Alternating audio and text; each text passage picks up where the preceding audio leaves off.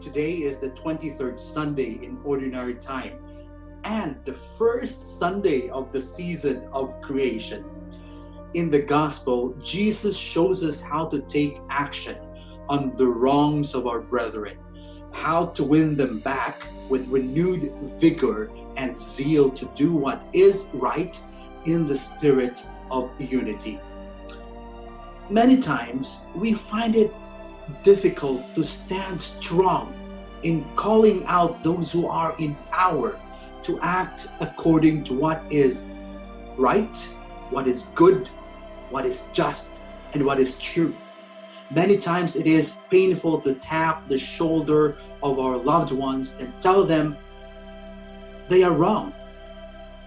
Fear hinders us to face the people who wronged us or others. We all know that deep in our hearts, in our innermost being, that we learn to face our own evils. And through the grace and love of God, we underwent self-conversion, a metanoia.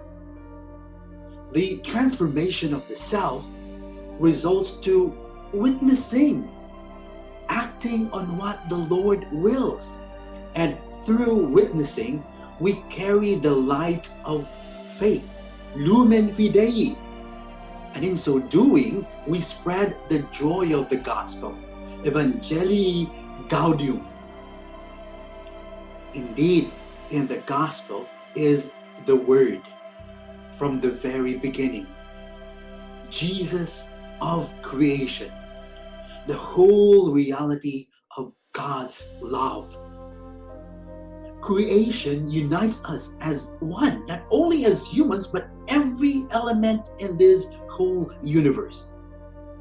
We are all called to be stewards of our fellow sisters and brothers, everyone, including the generations to come.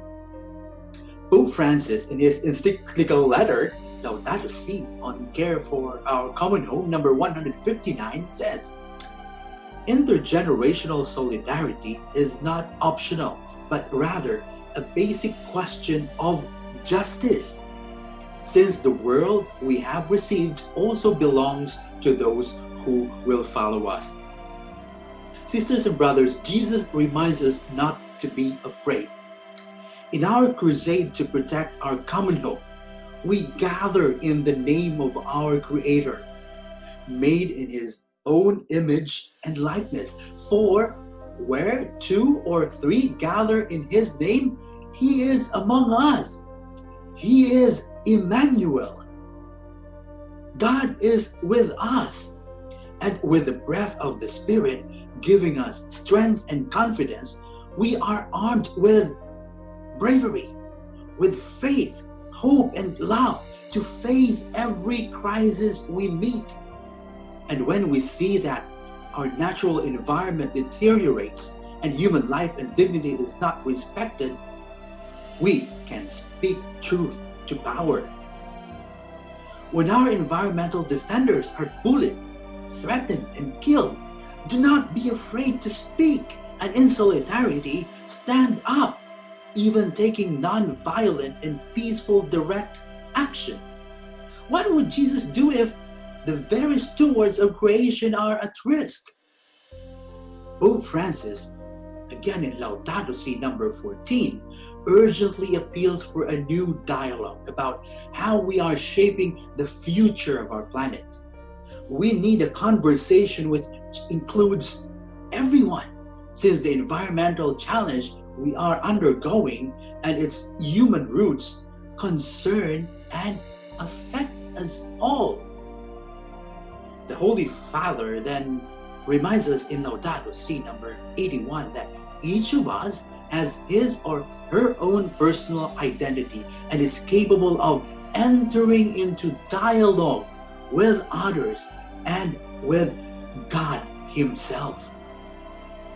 And in number 119, he continues in saying that our openness to others, each of whom is a thou, capable of knowing, loving, entering into dialogue, remains the source of our nobility as human persons.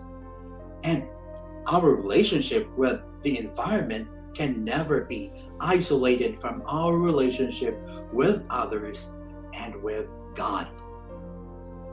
This season of creation, let us sustain peace by listening and taking action on the cry of the earth and the cry of the poor through genuine dialogue and solidarity.